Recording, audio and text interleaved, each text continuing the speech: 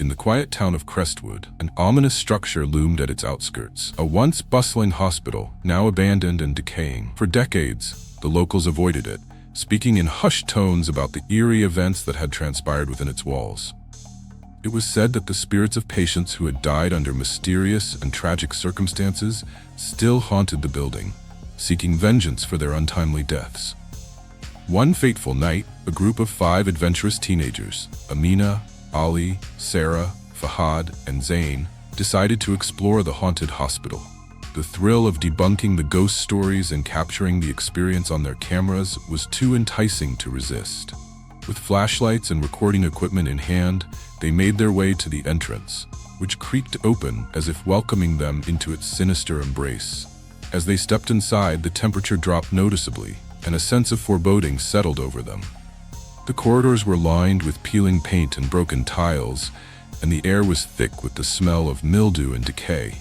Despite their growing unease, they pressed on, determined to uncover the truth. Their first eerie encounter came as they reached the old operating theater. The overhead lights flickered to life for a brief moment before plunging them back into darkness. Disembodied whispers echoed through the room, sending chills down their spines. Amina, ever the skeptic, tried to brush it off as a trick of the wind, but the fear in her eyes betrayed her bravado.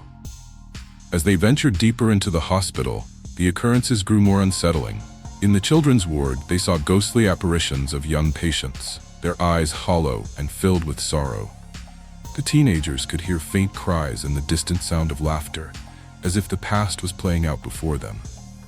Sarah, sensitive to the supernatural, felt a cold hand brush against her arm, causing her to jump and scream.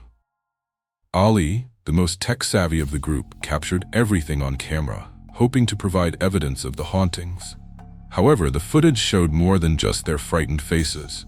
It revealed shadowy figures lurking in the background, watching their every move. The group reached the intensive care unit, where the atmosphere was thick with malevolence. The doors slammed shut behind them, trapping them inside. Panic set in as they heard heavy footsteps approaching. Zain tried to force the doors open, but they wouldn't budge. The footsteps grew louder, and a menacing presence filled the room. In a desperate bid to escape, Fahad suggested they find another way out. They hurriedly navigated the labyrinthine halls, the spirits growing more aggressive with each step. Objects were hurled at them, and eerie moans filled the air. They finally found a stairwell leading to the basement, a place even the locals dared not speak of. Descending into the basement, they discovered the source of the hospital's hauntings, a forgotten ward where patients were subjected to cruel and inhumane treatments.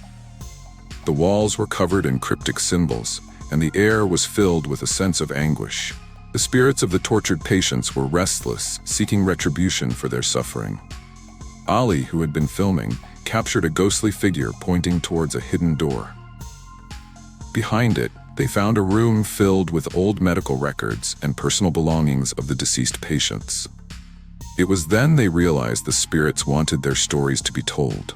As they gathered the records, the spirits grew calmer, the hostile environment easing slightly. With the evidence in hand, they made their way back to the main floor. The hospital seemed to guide them towards the exit, as if acknowledging their efforts to bring justice to the forgotten souls. Emerging into the night, the teenagers were shaken but relieved. They vowed to share the tragic history of the hospital with the world, hoping to bring peace to the restless spirits. The abandoned hospital remained a haunting reminder of the past, but thanks to their bravery, the stories of the tormented patients would never be forgotten.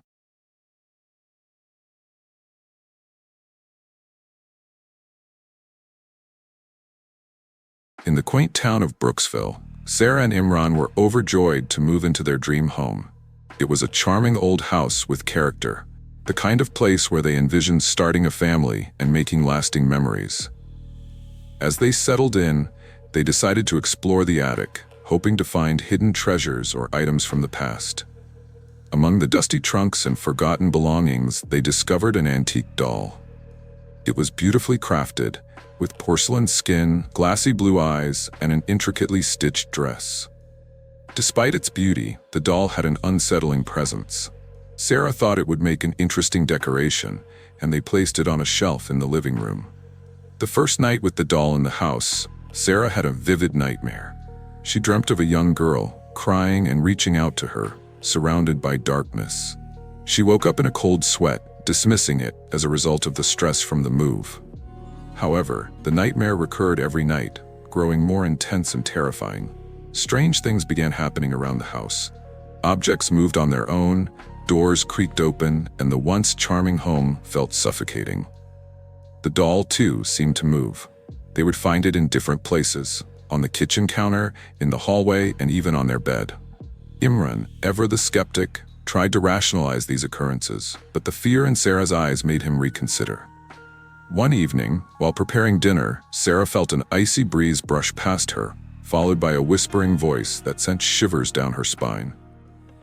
She turned to find the doll on the counter, staring at her with its glassy eyes. Terrified, she called Imran, and they decided to seek help from a paranormal investigator. They contacted Dr. Ayesha, a renowned paranormal expert known for her work in dealing with haunted objects. Dr. Ayesha visited their home and immediately sensed a dark presence. She examined the doll and discovered that it was possessed by the spirit of a vengeful child named Lily. Lily had died tragically in the house many years ago, and her spirit had attached itself to the doll. Dr. Ayesha explained that Lily's spirit was restless and seeking revenge for her untimely death. The doll had become a conduit for her anger and sorrow. The only way to rid themselves of the doll was to perform a cleansing ritual and properly lay Lily's spirit to rest. As the paranormal activity escalated, the couple's fear grew. One night, Sarah woke to find herself unable to move, a cold hand gripping her wrist. She looked up to see the ghostly figure of Lily standing at the foot of the bed, her eyes filled with rage. The doll was in her other hand, its expression mirroring Lily's anger. Sarah struggled to break free, finally waking Imran with a desperate scream. Dr. Ayesha returned the next day to perform the ritual. She gathered the necessary materials, sage, holy water, and a ceremonial candle. She instructed Sarah and Imran to stand in a circle around the doll, holding hands and reciting an ancient incantation to cleanse the spirit. As they began the ritual, the house shook violently, and an oppressive darkness filled the room. The doll's eyes seemed to glow with malevolence, and disembodied voices echoed around them. Despite the fear gripping them, they continued the incantation, their voices growing stronger with each repetition. With a final, forceful cry, Dr. Ayesha doused the doll in holy water and lit the ceremonial candle. The flames danced wildly, and a piercing scream filled the room. The doll began to crack and crumble, releasing Lily's spirit. A soft glow enveloped the room, and the oppressive darkness lifted. The house felt lighter, as if a heavy burden had been lifted. Sarah and Imran watched as the spirit of Lily appeared one last time. Her expression had softened, the anger and sorrow replaced by a sense of peace. She whispered a soft thank you before fading away, finally free from the torment that had bound her to the doll. The couple, now relieved and grateful, decided to give the doll a proper burial in the garden. They laid it to rest with flowers and a small plaque in Lily's memory. The nightmares ceased, and their home returned to its warm, welcoming self. Though they would never forget the harrowing experience, Sarah and Imran knew they had done the right thing in helping Lily find peace. Their bond grew stronger, and they felt a new sense of appreciation for the life and love they shared in their once haunted home.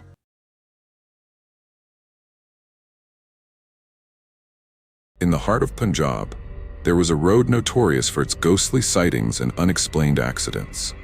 This stretch, known as Phantom Lane, was avoided by locals after dusk.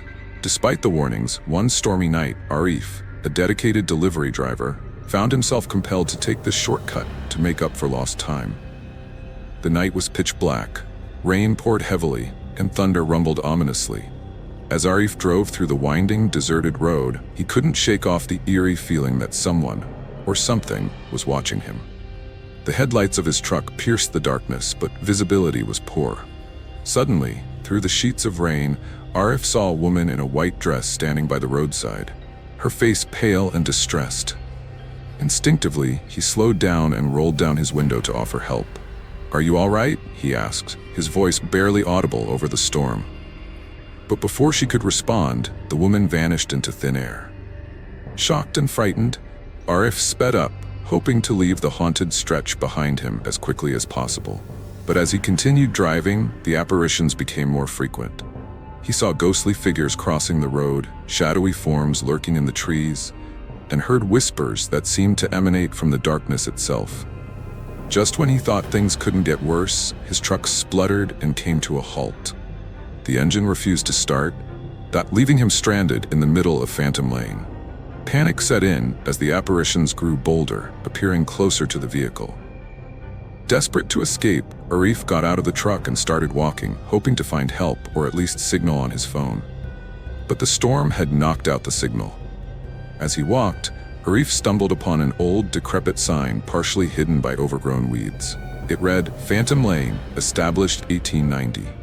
Intrigued and desperate to understand what was happening, he decided to explore further. He followed the narrow path leading off the main road, finding himself in front of an abandoned mansion shrouded in darkness. Despite his fear, Arif felt drawn to the mansion. He pushed open the creaky door and stepped inside. The air was thick with the scent of mildew and decay. The walls were adorned with old portraits, their eyes seeming to follow his every move. In the center of the room, he found a dusty, leather-bound journal.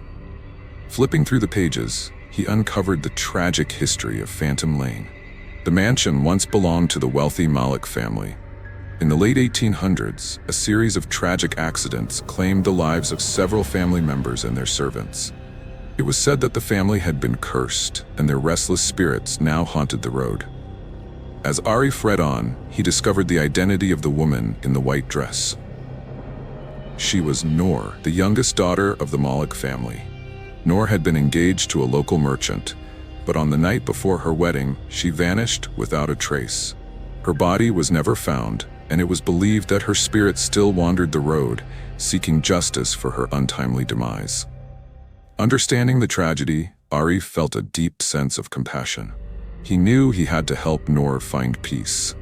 He returned to his truck and retrieved a candle and a lighter. He made his way back to the mansion and lit the candle, offering a prayer for Noor and the other spirits. As the flame flickered, Arif felt a sudden warmth envelop the room. The oppressive darkness lifted, and the air felt lighter.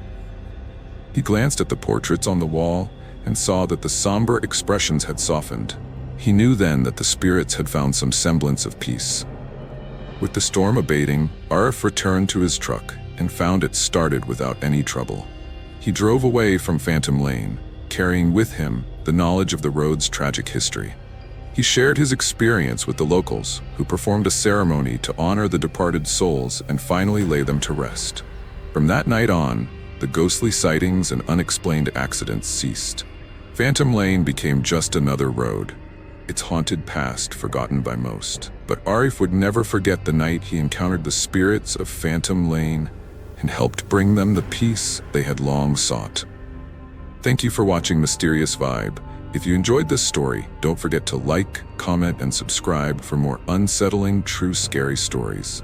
Sleep tight if you can.